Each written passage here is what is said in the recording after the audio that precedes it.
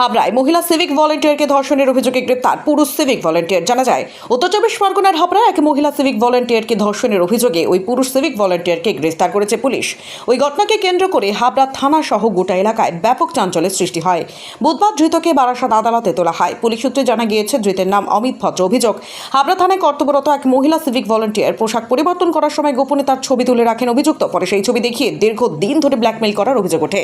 অভিযোগকারী দাবি করেছেন, ওই ছবিকে হাতিয়ার করে তাকে একাধিকবার ধর্ষণ করা হয় এবং বিষয়টি কাউকে জানালে ভয়ঙ্কর পরিণতির হুমকিও দেওয়া হয়।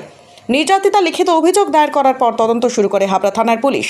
তদন্তের ভিত্তিতে অভিযুক্ত অমিত ভদ্রকে গ্রেফতার করা হয়। পুলিশ জানিয়েছে, ধর্ষণের অভিযোগের পাশাপাশি ভয় দেখানো, হুমকি দেওয়া সহ একাধিক অভিযোগ রয়েছে তার বিরুদ্ধে। পুলিশ সূত্রে আরও জানা গিয়েছে, অভিযুক্ত অমিত ভদ্রকে এর আগেই সিভিক ভলেন্টিয়ারের দায়িত্ব থেকে সরিয়ে দেওয়া হয়েছিল। পরবর্তীতে তার বিরুদ্ধে ওই গুরুতর অভিযোগ দায়ের হলে পুলিশ গ্রেফতার করে আদালতে পেশ করে।